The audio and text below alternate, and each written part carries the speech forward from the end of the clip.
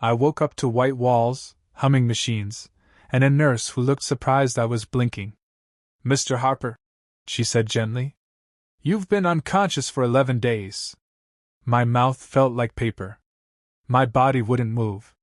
But my mind, it began sprinting. Where's Lauren? That was the first thought that formed. Not about my body. Not about the pain in my chest. Just her. Where's my wife? They said she'd been by my side, but had to leave hours ago. She's been strong," the nurse added. "Your family too. Especially your brother." A few hours later, I heard his voice. Noah. Laughing. Just outside my room. The kind of laugh you only hear when life feels perfect. Then I heard hers. Her laugh. That soft, nervous laugh she used when someone whispered something close to her neck. I didn't think. I pulled at the door, stumbled half awake toward the hall, heart pounding harder than my failing lungs. And there they were. My wife. My brother. Hands locked. Gold bands on both their fingers. And the look on their faces when they saw me. It wasn't shock. It was inconvenience. She said nothing. He blinked. And I collapsed right there on the cold hospital floor, not from my injuries, but from the truth. That was the moment I realized the person I loved was just waiting for me to stop breathing. If you've ever trusted someone so deeply it nearly killed you. If your heart has been stepped on by the people who swore they'd carry it. Stay. This isn't just my story. It's ours. Subscribe. Comment. I survived.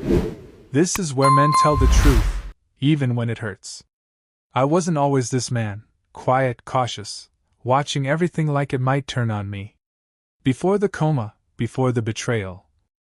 I was the guy who believed in solid things. Like vows. Like family. I was raised in a small town outside Omaha. Dad was a carpenter. Mom taught Sunday school. We weren't rich, but we were held together by decency. You show up. You don't cheat. You don't lie. You fix what's broken, you don't throw it away. I took those values and tried to build a life out of them. I became a firefighter. 21 when I got in. Proud of every scar, every soot-stained jacket, every life we pulled out of the wreckage. That's where I met her. Lauren. She came in during a fire safety seminar at a local elementary school. A fourth-grade teacher with a tired smile and eyes like hope. She told me afterward that I talked too fast. I told her she smelled like lemons and fresh notebooks. She laughed. And that was it for me. She made the small things feel big. Watching game shows, picking out paint samples, folding laundry while humming off-key. I'd never known peace could come in the shape of a woman. But it did. And my brother Jake? He was always the wild one. Party guy. Charming. Didn't believe in settling down. But he loved me. Or I thought he did. He was my best man. Literally. At our wedding, he cried before I did. People said we were solid. Lauren and I. The Harpers. They'd call us like we were some unit. We had matching Christmas sweaters and a kitchen calendar we both actually used. I took overtime so she wouldn't have to work summers. I skipped football trips with the guys just to help her grade papers. I gave her a man who never walked away, even when he was limping. When we found out we couldn't have kids, it nearly broke her. But I held her through every negative test. I whispered prayers into her hair and told her, "We'll adopt. Or we'll fill the house with dogs. Whatever it takes." Eventually, we did foster a little girl, Ivy. She was 4 when she came to us, and she clung to Lauren like she was the moon. I thought we were healing. I thought this was our next chapter.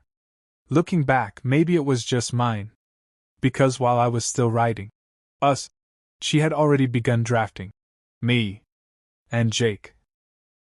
He was around more during those days. Helping out. Uncle Jake, Ivy called him. I thanked him for stepping up. I was proud of him. I was too proud to see what was actually happening. I thought I was building a life. Turns out, I was building a bridge for them to cross into each other's arms. And the worst part? The warning signs weren't hiding. They were right in front of me. I just kept folding them into excuses because admitting the truth felt more dangerous than ignoring it. It started with her phone. Lauren used to leave it on the counter while she showered. Now, it was always face down. Always locked. Jake started texting her directly. About Ivy, she'd say. But I'd catch his name lighting up her screen after midnight. When I walked into the room, the air would change. Quick silences.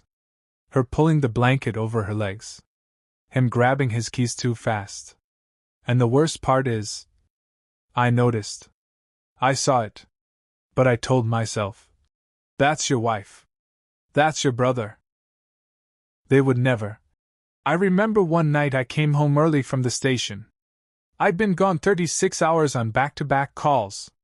I walked through the door and heard laughter, hers and his, drifting from the living room. It stopped when I walked in. They both looked at me like I'd interrupted something. She said, "Oh, we were just watching a movie." But there was no movie playing.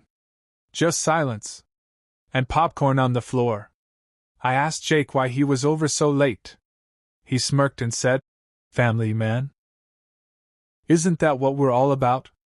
I laughed with him. Because that's what you do when you're terrified of what the truth might say out loud. Sometimes Ivy would slip and say things like, "Uncle Jake took me to the park again, but Mommy said not to tell you." I thought maybe she misunderstood. She was just a kid. But Lauren got cold when I brought it up. "Don't start," she'd say. "You're always tired, and now you want to act paranoid?" I backed off. Because when you love someone deeply, you don't look for escape routes. You double down. You grip tighter. You pray it's just a rough patch. You don't want to be the guy accusing your wife and brother of betrayal. So you become the guy who pretends he's imagining things. Men like me don't confront. We endure. We get quiet. We give grace, even when it kills us. There were times I'd catch Jake staring at her, not in the way a brother-in-law should. I'd look at Lauren, and she'd glance away too fast, like guilt flickering just behind her eyes. And still, I stayed. Because I believed in what we built. Because I believed in her. Because I didn't want to believe I was already being erased from my own home.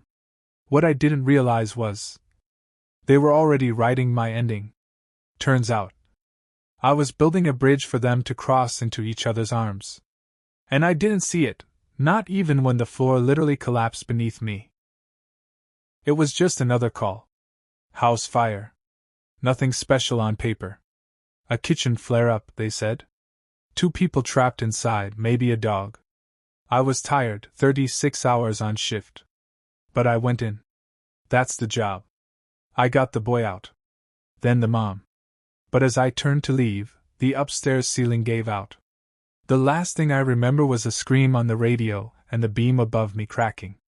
They said I stopped breathing on the way to the hospital. Flatlined for 3 minutes. Brought back.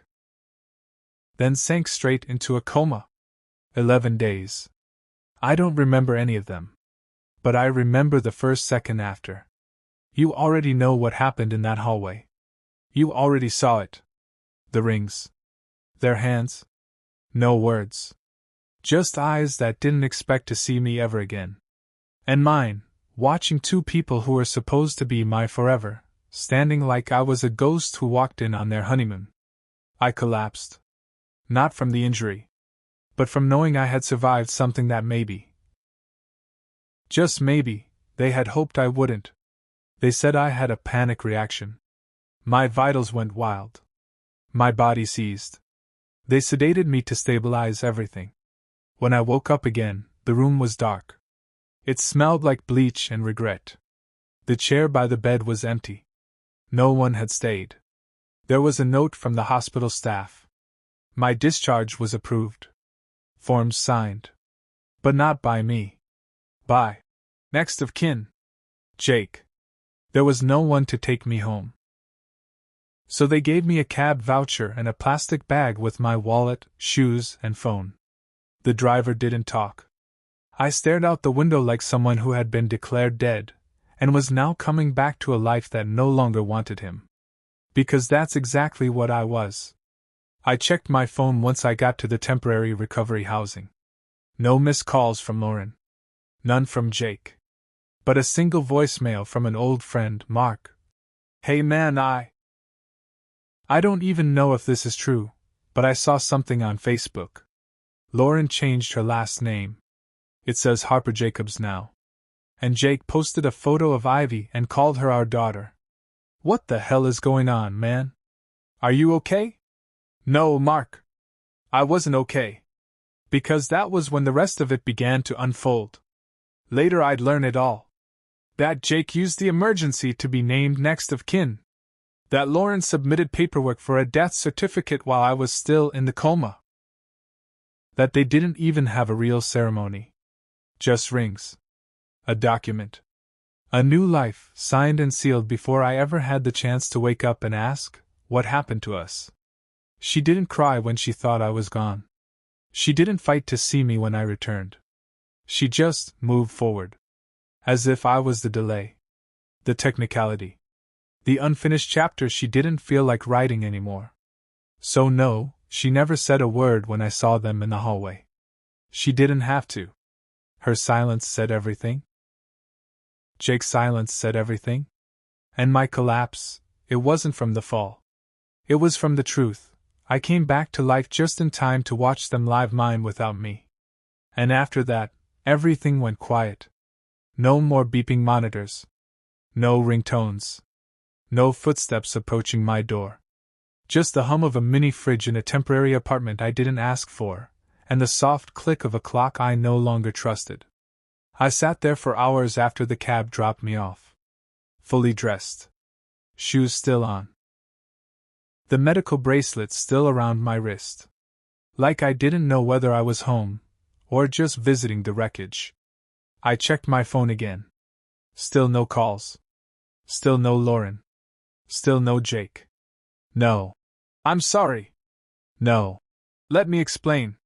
Nothing. And somehow, the silence hurt worse than any betrayal ever could. The next morning, I tried to make coffee. I stood in a stranger's kitchen, staring at a chipped mug with a chipped sole. My hand shook so bad I dropped the first cup. The shatter echoed through the empty space like a scream that no one would answer. I didn't clean it up. I just stared at it. And sat back down. People always think betrayal looks like shouting matches. Furniture flying. Slammed doors. Mine was just stillness. Just me, in a dim room, trying to remember what normal used to feel like. I played the hallway scene in my head 1,000 times. Did I imagine it? Did I miss something? Was I just too slow? But no. The rings were real. Their faces were real. The absence afterward was real. I opened my notes app and started typing a message to Lauren at least 10 times. Can we talk? Why didn't you wait? Was any of it real? But I never hit send. Because I already knew the answer to all of it. She didn't want to talk. She didn't wait. And no, it probably wasn't real. At least not to her. I tried calling Ivy's school once. Just to check in. To hear if she was okay. They said they couldn't release any information. Legal guardianship was recently updated, they told me. Jake and Lauren had filed for full adoption. They called themselves her parents. My name was nowhere on the form. And the friends? They disappeared too. Most didn't know what to say. Some chose sides. A few sent awkward, "Let me know if you need anything." Texts that went unanswered because I didn't even know what I needed. Food? Sleep? Justice? A time machine? Mostly, I just needed quiet. And unfortunately, I had plenty of that. I stopped checking my phone. I stopped opening the blinds. I started sleeping on the floor, just to feel something different than that hospital bed that still haunted my spine. I walked around the block once a day because I read somewhere that routine helps trauma. I didn't know what else to do. So I walked. And stared. and breathed. But I didn't speak. Because there was no one left I wanted to hear my voice. I was her shelter in the storm. She was the storm. And storms don't just come once. They circle back. It was maybe 3 weeks after the discharge. I'd stopped hoping. Stopped imagining her showing up. Stopped whispering Ivy's name before I fell asleep. But pain has a way of finding you, even when you're sitting completely still. It came in the form of a brown envelope. No return address. No note. Just a receipt. Folded neatly. Dinner for 2. 1 bottle of wine. 1 child's entree. A hotel stay, same night. My stomach dropped when I saw the name on the reservation. Lauren Harper Jacobs. And under, guess who? Jake Jacobs. That hotel. That was the same place I took Lauren the night I proposed. The same place we went every anniversary. I stared at the receipt like it had blood on it. They weren't just replacing me. They were recycling me. A few days later, I opened social media for the first time since the coma. I don't even know why. Curiosity? Punishment? There they were. Jake in my old jacket. Lauren wearing the necklace Ivy gave me for Father's Day. And Ivy, smiling. Holding a balloon that said, "Welcome home, Daddy." That balloon was supposed to be for me. And in the caption? Grateful for second chances and new beginnings. That was it. No rage. No scream. No confrontation. Just a quiet acceptance that shook the earth beneath me. She wasn't grieving the end. She was celebrating it. And something about that made me stand up. Not immediately. Not dramatically. But for the first time in weeks, I picked up the shattered mug I'd left on the floor. I threw it out. Swept up the pieces. And brewed a fresh cup. I didn't make a speech. I didn't send a final message. I didn't try to reclaim anything. Instead, I reclaimed myself. I started with the basics. I got a haircut. Tightened the beard. Bought a new pair of boots. Not expensive, just mine. Ones she never picked out. Ones he never wore. I walked a little farther each morning. Stopped dragging my leg like it owed me something. Started going to the gym, not for muscle, but for discipline. I picked up therapy. Quietly. Privately. Told a stranger things I didn't have the courage to tell my own reflection. Some days I cried between reps. Other days I said nothing for hours. But each day, I chipped away at the version of me that had been built for them. And I started meeting the man I was always meant to be. One night, I stood in the mirror, bare-chested. The scar from the fire curved just below my collarbone like a comma. Not an end, just a pause. And I whispered, "You're still here." Not as a prayer. Not as a boast. Just a fact. I didn't block Lauren or Jake. I didn't stalk their profiles. I didn't need to. Because I stopped waiting for them to notice my pain. They didn't care when I flatlined. They weren't going to start now. I deleted our wedding photos. Not in anger. Just in honor of closure. I packed up what was left of our life and gave it to a donation center. New bedding. New dishes. New energy. Same scars. But a different spirit. People think transformation is loud. Mine was silent. There was no big post. No gym selfie. No tearful testimonial. Just small wins stacked quietly on top of each other. And one morning, I woke up and realized I hadn't thought about her name in 2 days. I hadn't dreamed about Ivy's voice calling me, Dad, in a week. And when I did think of them again, it didn't hurt. It didn't stab. It just settled. Like dust that finally understood it had no place in the light. They thought they buried me. But I was the seed. She thought she left me broken. But what she actually left was a man who finally met himself. And when I met him, fully, honestly, I realized he'd been whispering all along. I just hadn't listened. Here's what I know now. 1. Trust is sacred. Not rare, sacred. You don't hand it out like candy at a parade. You guard it. You vet who gets near it. And you never apologize for asking someone to earn it. 2. When your gut speaks, don't silence it with love. I knew. Before the coma. Before the fire. I knew something was wrong. But I loved them both too much to believe what my body already knew. Never again. 3. If someone needs you dead to be happy, their love was never real. That's a hard one. But it's true. Because real love waits. Real love fights. Real love doesn't move in with your brother while you're still plugged into machines. 4. Loyalty is not weakness. It's strength, when given to the right people. I used to be ashamed of how loyal I was to Lauren. How blind I became. Now I'm proud of it. Because it means I showed up fully. It means I loved clean. Even if I lost everything. 5. Forgiveness isn't forgetting. I don't hate her. I don't hate him. I don't love them either. I'm just neutral now. And let me tell you, neutrality is peace. I carry scars now. Some you can see. Most you can't. But every time I feel the old pain flicker, when I smell hospital bleach or see a gold band on someone's hand, I breathe. And I remind myself. You made it. You're still here. And you are no longer begging to be chosen.